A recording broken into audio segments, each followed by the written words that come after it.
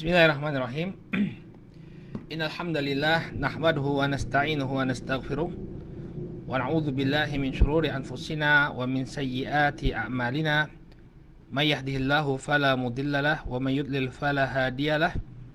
Asyhadu an la ilaha illallah wahdahu la syarikalah wa asyhadu anna Muhammadan abduhu wa rasuluh sallallahu alaihi wa ala alihi wa sahbihi wa man ittaba'a hudahu ila yaumiddin, amma ba'd. Saudaraku kaum muslimin rahimani wa rahimakumullah. Alhamdulillah, puji syukur kita panjatkan kepada Allah Subhanahu wa taala atas segala nikmat yang telah Allah Subhanahu wa taala anugerahkan kepada kita semua, sehingga di malam hari ini kembali Allah Subhanahu wa taala pertemukan kita di majelis ini untuk melanjutkan pembahasan tentang peri kehidupan dari para khulafa ar-rasyidin radhiyallahu taala anhum ajmain. Kita masih membahas sirah dari sahabat Abu Bakar As-Siddiq radhiyallahu taala anhu sampai kita pada kisah penumpasan Musailimah Al-Kadzdzab, nabi palsu. Ini sosok yang mengaku nabi yang ditumpas di masa Abu Bakar As-Siddiq radhiyallahu taala anhu. Pada pertemuan yang terakhir, hadirin yang dimuliakan oleh Allah Subhanahu wa taala, kita telah jelaskan bahwa Musailamah ini sudah mengaku sebagai nabi bahkan ketika Nabi alaihissalatu wassalam masih hidup, di mana ya dia pernah datang kepada Nabi sallallahu alaihi wasallam kemudian bersedia untuk masuk Islam dengan syarat bahwa setelah Nabi sallallahu alaihi wasallam wafat, dia yang dijadikan sebagai pemimpin. Maka Rasul sallallahu alaihi wasallam menolak keinginannya. Demikian juga telah kita jelaskan bahwa Musailimah ini memiliki banyak sekali kebohongan. Namanya juga nabi palsu. Dia punya serangkaian ayat-ayat untuk menandingi Al-Quran. Tapi tidaklah kita dapati dari ayat-ayatnya Musailimah itu, melainkan hanya menunjukkan kepandiran dan kebohongan dari Musailimah. Ya, ayat-ayat yang dibacakan olehnya tidak memiliki makna, tidak memiliki makna yang indah sama sekali. Ya waber, wahai berang-berang, ya engkau memiliki udhunaini wasadr, memiliki dua telinga dan dada, enggak indah sama sekali. Ya, ini telah kita jelaskan kemarin, kita nukilkan dari tafsir Ibnu Katsir tentang beberapa ayat yang dikatakan oleh Musailimah sebagai ayat-ayat yang diturunkan kepadanya sebagai seorang nabi. Maka insyaallah di kesempatan malam hari ini kita akan ceritakan bagaimana proses penumpasan Musailimah Al-Kadzdzab dan para pengikutnya.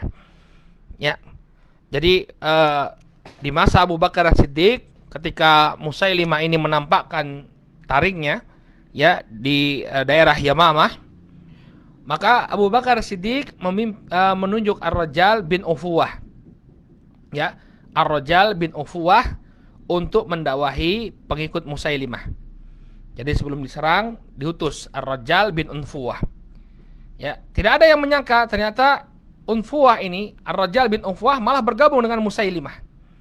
Dia mengakui kenabian Musailimah Al-Kadzdzab. Dia mengatakan bahwa Musailimah ini bersama-sama dengan Nabi Shallallahu alaihi wasallam memikul tugas kenabian, sebagaimana surat Musailimah yang dikirim kepada Nabi Shallallahu alaihi wasallam. Masih ingat kita kemarin ya? Kemarin kita jelaskan dia mengirimkan surat kepada Nabi. Ya, kata dia apa? Min Musailimah Rasulillah ila Muhammad Rasulillah. Dari Musailimah ya, utusan Allah kepada Muhammad utusan Allah. Sehingga kata Ibnu Unfuwah, Ar-Rajjal bin Unfuwah, dia mengatakan bahwa ya Musailimah ini sama-sama nabi. Nabi Muhammad sallallahu alaihi wasallam adalah nabi, Musailimah juga adalah nabi. Oleh karena itu Bani Hanifah ya memberikan simpatinya kepada Ar-Rajjal. Ar-Rajjal bin Unfuwah ya dijadikan oleh Musailimah sebagai panglimanya. Ya, sebagai tangan kanan dari Musailimah Al-Kadzdzab. Ini menunjukkan bahwa memang hidayah di tangan Allah Subhanahu wa taala. Ya, seseorang bisa terjerumus pada kesesatan bahkan kekafiran sesuai dengan apa yang diinginkan oleh Allah Subhanahu wa taala. Dan sesungguhnya barakallahu fikum, Ar-Rajjal bin Unfuwah ini telah disebutkan oleh Nabi alaihi salatu wasalam dalam sebuah hadis yang diriwayatkan dari sahabat Abu Hurairah radhiyallahu taala anhu, disebutkan oleh Abu Hurairah. Abu Hurairah menyebutkan, ya, ketika itu aku berada di sisi Rasul sallallahu alaihi wasallam, dan ketika itu ya kami di sekitar kami ada beberapa orang. Dan ketika itu ada Ar-Rajjal bin Unfuwah. Ada Ar-Rajjal bin Unfuwah. Maka kemudian Rasul sallallahu alaihi wasallam mengatakan, "Inna fikum la rajulun ya dirsuhu finnari a'zam min Uhud." Sesungguhnya di antara kalian ada seorang laki-laki. Ya, inna fikum la rajulan dirsuhu finnar a'zam min Uhud. Sesungguhnya di tengah-tengah kalian ada seorang laki-laki yang gusinya itu lebih besar daripada gunung Uhud. Ya, artinya gusinya di neraka ya, dirsuhu finnar a'zam min Uhud. Gusinya di neraka nanti lebih besar daripada Uhud. Artinya orang ini akan masuk ke dalam api neraka dan dalam keadaan yang sangat buruk. Dia memiliki gusi yang lebih besar daripada gunung Uhud. Maka kemudian Abu Hurairah radhiyallahu ta'ala mengatakan, fahalakal qaum fabaqitu ana warrijal ya wa kuntu mutakhawwifan laha. Maka orang yang duduk bersama Nabi sallallahu alaihi wasallam itu semuanya sudah meninggal, kecuali hanya aku dan Rajal saja yang masih hidup. Ya. Dan mereka ini meninggal dalam keislaman. Jadi orang-orang yang berada di sisi Rasul sallallahu alaihi wasallam ketika Nabi mengatakan, di antara kalian ini ada yang gigi gusinya di neraka lebih besar daripada gunung Uhud. Orang-orang yang mendengar hadis itu semuanya sudah meninggal, tinggal Abu Hurairah dan Ar-Rajjal bin Unfuwah. Wa kuntu mutakhawwifan laha. Maka aku ya khawatir dengan apa yang disebutkan oleh Nabi sallallahu alaihi wasallam. Beliau khawatir kalau yang disebutkan oleh Nabi sallallahu alaihi wasallam itu adalah diri beliau, yakni dirinya Abu Hurairah. Lihat bagaimana ketakutan seorang sahabat, ya. Jadi dia tidak mentazkiyah dirinya sendiri, malah khawatir jangan-jangan yang disebut oleh Nabi itu adalah aku, kata Abu Hurairah. Ya. Sampai kemudian kata Abu Hurairah radhiyallahu taala anhu, hatta kharaja ar-rajalu ma'a Musailimah wa syahida lahu bin nubuwah. Sampai kemudian Ar-Rajjal ya dia keluar bersama Musailimah, menjadi pengikutnya Musailimah, wa syahida lahu bin nubuwah. Kemudian membenarkan kenabiannya Musailimah. Ya. Jadi dia mengatakan bahwa Musailimah adalah seorang nabi. Dialah yang dikatakan oleh Rasul sallallahu alaihi wasallam, ya, inna fikum la rajulan dirsuhu finnar a'zam min Uhud. Ya, gusinya nanti di neraka lebih besar daripada gunung Uhud. Fakanat fitnatur rajal a'zam min fitnati Musailimah atau Musailimah. Ya. Maka fitnah yang ditimbulkan oleh Ar-Rajjal menurut Abu Hurairah ini lebih besar daripada fitnah yang dimunculkan oleh Musailimah. Ya, lebih besar daripada fitnah yang dimunculkan oleh Musailimah. Kenapa? Karena Rajjal ini termasuk dari sahabat dulunya, orang yang beriman. Namun kemudian dia murtad. Adapun Musailimah sudah diketahui kedustaannya sejak lampau, sejak dulu. Ya, sejak dulu sudah diketahui apa? Ya, fitnahnya, kedustaannya. Maka kata Abu Hurairah, fakanat fitnatur rajal a'zam min fitnati Musailimah. Ya. Maka kemudian Abu Hurairah radhiyallahu taala Abu Bakar As-Siddiq ya, setelah tadi mengirim Ar-Rajjal bin Unfuwah, ternyata dia malah murtad dan bergabung dengan Musailimah, maka Abu Bakar radhiyallahu taala anhu mengirim Ikrimah bin Abi Jahal dan Syarahbil bin Hasanah untuk memerangi Musailimah. Namun karena Bani Hanifah ini sebagaimana yang kita katakan bahwa Bani Hanifah ini adalah qabilah yang sangat besar. Pengikutnya Musailimah ini tidak bisa dianggap remeh. Dia memiliki pasukan yang sangat banyak. Dia memiliki sekitar 40.000 pasukan. Ya, jadi pengikut Musailimah ini tidak bisa dianggap remeh. Dia memiliki banyak sekali pasukan. Kemudian Abu Bakar As-Siddiq radhiyallahu anhu setelah Ikrimah bin Abi Jahal dan pasukannya Syarahbil bin Hasanah tidak mampu untuk menumpas gerakan Musailimah, maka Abu Bakar Siddiq mengirim ya pasukannya Khalid ibnul Walid untuk memerangi Bani Hanifah di Yamamah. Maka kemudian ya Khalid pun mulai berjalan menuju Bani Hanifah dan kemudian setiap kali dia melewati kaum yang murtad, maka diperangi oleh Khalid bin Walid sampai mereka kembali ke dalam Islam. Jadi Khalid bin Walid memang tujuannya adalah menuju Yamamah untuk menumpas ya gerakannya Musailimah Al-Kadzdzab. Namun setiap kali berjalan melewati orang-orang yang murtad, ini pun diperangi oleh Khalid bin Walid. Maka ketika itu beliau melewati pasukan berkuda milik Sajah, ya, ini istri dari Musailimah yang telah kita sebutkan, kita singgung kemarin, ya, maka kemudian diperangi oleh pasukannya Khalid bin Walid sehingga tercerai-berai dan kemudian mereka pun keluar dari Jaziratul Arabiyah. Kemudian Sajah lari ke Irak, ya, Sajah kemudian lari ke Irak dan dia pun kembali masuk Islam, ya. Jadi nabi palsu Sajah ya kembali masuk Islam kemudian meninggal di Irak. Baik. Nah, ini peta peta perjalanannya Khalid bin Walid. Ya, beliau berangkat dari Dzulqissah, ya. Dzulqissah ini adalah tempat pemberangkatannya pasukan oleh Abu Bakar Siddiq. Jadi Abu Bakar memberangkatkannya itu dari Dzulqissah. Kemudian berjalan dia ke Buzakha, kemudian ke Ghamrah, ke Naqrah, ke Zafar, ke Butah, sampai kemudian ke Yamamah. Jadi ini adalah perjalanan Khalid bin Walid. Jadi dia nggak langsung menuju Yamamah, tapi menuju beberapa tempat di mana banyak orang-orang yang murtad di sana. Jadi satu paket, ya. Khalid bin Walid bukan hanya memerangi Musailimah Al-Kadzdzab, tapi juga memerangi ya pasukan-pasukan atau memerangi orang-orang murtad, ya, menyerang mereka agar mereka kembali ke dalam Islam. Nah, ketika Musailimah mendengar bahwa pasukan Khalid bin Walid ini mendekat, dia pun kemudian menempatkan pasukannya di sebuah tempat yang bernama Aqraba. Ya, ini adalah pintu masuk ke Yamamah. Ya. Jadi mereka pasukannya Musailimah yang banyak tadi diletakkan di luar Yamamah atau di awal masuknya Yamamah. Nah, kemudian Musailimah berorasi di hadapan pasukannya. Ini cerdasnya Musailimah, ya. Jadi dia bagaimana agar pasukannya ini bersemangat, ya, bersemangat untuk melawan pasukannya Khalid bin Walid. Dia mengatakan, al-yaumu yaumul ghairah. Hari ini adalah hari perubahan. Al-yaumu in huzimtum tustarda fin nisa, ya, sabiyah. Hari ini apabila kalian dikalahkan, maka istri-istri kalian akan ditawan. Wa yunkahna ghaira hadiyat, atau dia dinikahi, atau istri-istri kalian akan dinikahi dengan cara paksa. Ya. Jadi hari ini adalah hari perubahan, atau bisa juga diartikan sebagai hari kecemburuan.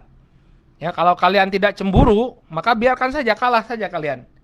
Nanti istri-istri kalian akan diambil sebagai tawanan, atau istri-istri kalian akan ditawan. Ya, akan dinikahi secara paksa. Faqatilu, ya, an hasibakum wamna'u nisa'akum. Maka berperanglah kalian, ya, an hisabikum, ya, untuk mempertahankan kedudukan kalian, wamna'u nisa'akum, dan pertahankan istri-istri kalian. Ya, jadi demikian provokasi yang dilakukan oleh Musailimah Al-Kadzdzab. Ya, hari ini kalau kalian tidak berperang mati-matian, hari ini kalau kalian tidak berperang habis-habisan, maka ya jangan salahkan siapapun kalau istri kalian akan dijadikan sebagai tawanan perang. Lihat pintarnya Musailimah memprovokasi pasukannya agar bertempur mati-matian. Maka kemudian Musailimah pun ya membagi dua pasukannya, ya, di salah satu sisi atau pasukannya dipimpin oleh Muhakkam bin Tufail. Muhakkam bin Tufail ini adalah panglima dari Musailimah. Kemudian di sisi yang lain dia meletakkan Ar-Rajal bin Unfuwah. Ar-Rajal bin Unfuwah dia jadikan sebagai panglima. Ya, jadi pasukannya dibagi menjadi dua. Ya, yang pertama dipimpin oleh Muhakkam bin Tufail, yang kedua dipimpin oleh Ar-Rajal bin Unfuwah. Maka kemudian adapun pasukan kaum muslimin ketika itu, ya, panji-panji mereka dipegang oleh Salim Maula Abi Hudzaifah. Ini yang memegang panji kaum muhajirin. Kemudian panjinya Ansar dipegang oleh Thabit bin Qais bin Syammas. Sampai kemudian terjadi pertempuran yang maha hebat, yang demikian hebat, ya. Dan ketika itu pasukan Musailimah mendapatkan kemenangan. Jadi di awal pertempuran, ya, pasukan Musailimah menyerang habis-habisan pasukan kaum muslimin. Berarti provokasi, ya, yang dilakukan oleh Musailimah itu berhasil. Dia berhasil untuk membangkitkan kemarahan, ya, pasukannya, sehingga mereka bertempur habis-habisan. Sampai kemudian kaum muslimin terdesak. Ya, mereka terus menyerang sampai ke tenda-tenda kaum muslimin. Jadi perangnya itu, ya, mereka menyerang pasukan kaum muslimin sampai kemudian kaum muslimin terpojok di tenda-tenda mereka. Namun pada saat inilah, ya, pada saat Musailimah atau pasukannya Musailimah ini mendesak kaum muslimin, ya, Ar-Rajjal bin Unfuwah berhasil dibunuh. Yang membunuhnya adalah saudara laki-laki dari Umar bin Khattab yang bernama Zaid ibn Khattab. Jadi Zaid ibn Khattab, ya, berhasil membunuh Ar-Rajjal bin Unfuwah. Sehingga otomatis apa? Kehilangan kepemimpinan. Ya, satu orang dari pemimpin pasukan Musailimah sudah berhasil dibunuh. Maka kemudian mulailah keadaan berpaling. Setelah berhasil dibunuh, ya, salah seorang dari panglima Musailimah, yakni Ar-Rajjal bin Unfuwah, maka keadaan berbalik. Ya, kaumnya Musailimah mulai terdesak. Kaum muslimin mulai maju untuk menyerang posisi mereka. Sehingga apa yang terjadi? Maka mundurlah pasukan tadi. Tinggal satu orang lagi pemimpinnya, yakni Muhakkam bin Tufail. Karena Ar-Rajjal bin Unfuwah sudah mati, ya, maka kemudian pemimpin dari Musailimah hanya ada satu, yaitu siapa? Muhakkam bin Tufail. Maka kemudian, ya, Muhakkam bin Tufail memerintahkan pasukannya untuk masuk ke dalam kebun. Jadi kebun ini ibarat sebuah benteng. Jadi kebun yang berada di sebuah benteng. Jadi kebun tersebut dikelilingi oleh dinding-dinding, oleh tembok-tembok. Yang di dalam kebun yang luas inilah Musailimah berada. Jadi setelah pasukannya terdesak, ya, mereka pun mundur ke dalam kebun yang dikelilingi oleh dinding-dinding, ya. Nah, ketika Muhakkam bin Tufail sedang memberikan komando kepada pasukannya, ayo mundur, ya, mundur masuk ke dalam benteng. Nah, ketika itulah putranya dari Abu Bakar As-Siddiq radhiyallahu taala anhu, yaitu Abdurrahman bin Abi Bakar, berhasil memanah Muhakkam bin Tufail, ya, yang mengarah tepat di lehernya. Jadi ketika dia sedang mengomandoi pasukannya, ayo mundur, oleh Abdurrahman bin Abi Bakar dibidik dengan panah lalu dilepas. Sampai kemudian panah tersebut menancap tepat di leher Muhakkam bin Tufail. Maka tewaslah Muhakkam bin Tufail, ya. Maka kedua-dua panglima, ya, yang diharapkan oleh Musailimah Al-Kadzdzab untuk mempertahankan posisinya, dua-duanya berhasil dibunuh oleh kaum muslimin. Ya. Jadi yang membunuh adalah siapa? Abdurrahman bin Abi Bakar. Ingat kisahnya enggak, Abdurrahman bin Abi Bakar ini yang mana? Ketika Nabi SAW wafat, dialah yang membawa siwak. Dia yang membawa siwak masuk ke dalam rumahnya Aisyah, karena Aisyah ini adalah kakaknya. Dia membawa siwak, kemudian Nabi SAW memandang siwak tersebut. Lalu kemudian Aisyah mengetahui bahwa Rasulullah SAW sangat menginginkan siwak tadi. Maka kemudian Abdurrahman bin Abi Bakar dipanggil oleh Aisyah, dimintai siwaknya. Lalu siwaknya Abdurrahman ini dihaluskan oleh Aisyah dengan giginya, lalu kemudian diberikan kepada Rasul alaihi salatu wassalam. Nah, dia inilah yang berhasil membunuh Muhakkam bin Tufail, salah seorang dari panglimanya Musailimah. Nah, kemudian setelah pasukan masuk, ya, pasukan musuh ini masuk, Muhakkam bin Tufail mati, tewas di medan pertempuran. Kemudian pasukannya masuk semua ke dalam benteng, ya, ke dalam kebun. Lalu mereka mengunci pintu benteng tersebut atau pintu kebun tersebut, sehingga kaum muslimin hanya bisa bertahan di luar, nggak bisa masuk ke dalam benteng. Ya, jadi siasat dari pasukan tadi masuk ke dalam benteng. Ya, kaum muslimin kemudian tidak bisa mengejar masuk ke dalam, mereka hanya bisa melakukan pengepungan dari luar. Ya, kemudian ada seorang sahabat yang bernama Al-Barra bin Malik radhiyallahu anhu. Dia mengatakan kepada para sahabat yang lain, ya, kalian letakkan aku di atas tameng. Ya, letakkan aku di atas tameng. Tameng itu perisai. Kemudian bawa aku melalui sasaran panah. Artinya bawa aku ke benteng tapi jangan sampai aku kena panah. Jadi diusung di atas perisai, di atas tamengnya. Kemudian setelah mendekati benteng, aku ditempar. Lemparkan aku ke dalam benteng. Ya, tergambar nggak? Jadi dia dibawa ke mana? Di atas sebuah perisai oleh banyak sahabat. Kemudian, ya, begitu digotong dekat benteng, lalu dilempar. Suas, ya, dilemparkan untuk masuk ke dalam benteng. Maka Barra bin Malik berhasil dilemparkan ke dalam benteng. Lalu kemudian, ya, dia berhasil melewati pagar kebun, kemudian berhasil masuk ke dalam benteng. Lalu dia pun membuka pintu benteng sehingga pasukan kaum muslimin bisa masuk ke dalam benteng yang Musailimah Al-Kadzdzab. Jadi bayangkan, ya, bagaimana keberanian para sahabat. Lemparkan aku ke dalam benteng. Akhirnya Barra bin Malik masuk ke dalam benteng, lalu dia pun membuka pintu benteng sehingga pasukan kaum muslimin bisa masuk ke dalamnya dan kemudian berperang dengan dengan Musailimah dan para pengikutnya.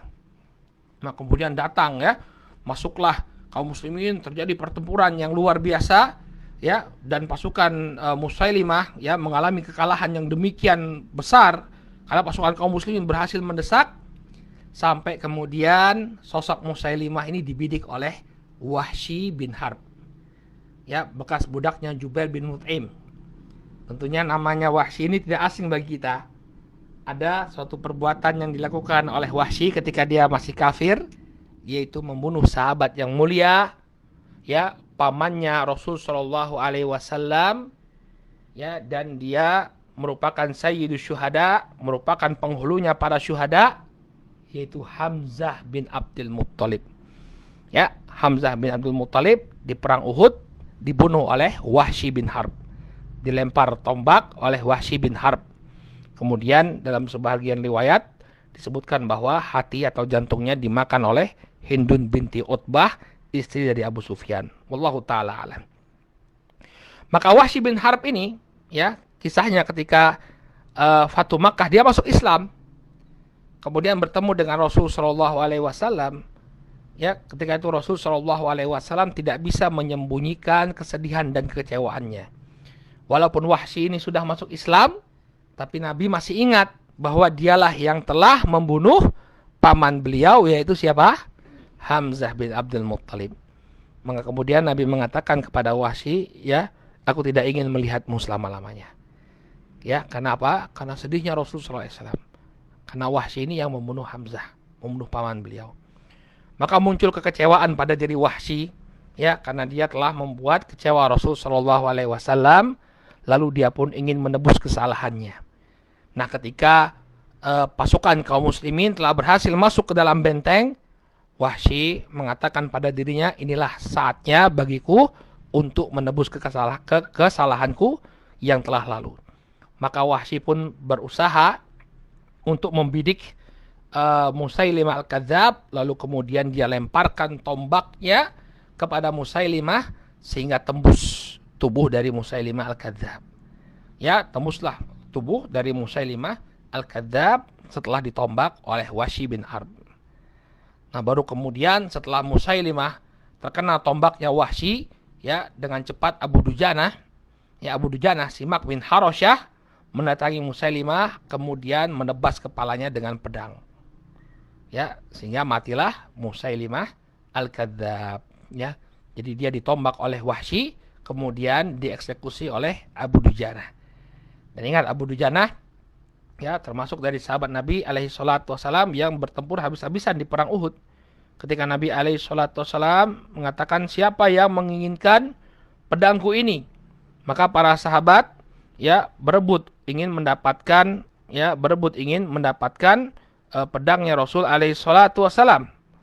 Tapi kemudian ya siapa, kata Nabi sallallahu alaihi wasallam, siapa yang ingin mendapatkan pedang ini dengan haknya, maka tidak ada yang berani maju. Lalu kemudian Abu Dujanah lah yang bertanya kepada Nabi sallallahu alaihi wasallam, apa haknya wahai Nabi? Ya, haknya adalah dia berperang habis-habisan dengan pedang ini. Maka kemudian diambil oleh Abu Dujanah ya, lalu kemudian beliau berperang habis-habisan. Maka di perang melawan Musailimah Al-Kadzab ini juga Abu Dujanah yang kemudian mengeksekusi ya sampai mati Musailimah Al-Kadzab setelah dilempar tombak oleh Wahsy bin Harb. Maka dengan demikian selesailah peperangan ya. Ketika itu jumlah yang terbunuh dari pihak musuh, dari pengikutnya Musailimah dan pengikutnya, baik yang berada dalam kebun maupun yang berada di luar kebun, itu ada 10.000 orang. Jadi jumlah korbannya dari kalangan Musailimah ini demikian banyak ya. Bahkan sebagian riwayat menyebutkan 21.000 orang. 21.000 orang yang terbunuh dalam perang Yamamah dari kalangan pengikutnya Musailimah Al-Kadzab. Adapun ya kaum muslimin yang terbunuh ketika itu sekitar 500 sampai 600 orang. Jadi jumlah yang sangat sedikit apabila dibandingkan dengan jumlah pasukan Musailimah yang berhasil ditumpas. Jadi sekitar 500 sampai 600 orang.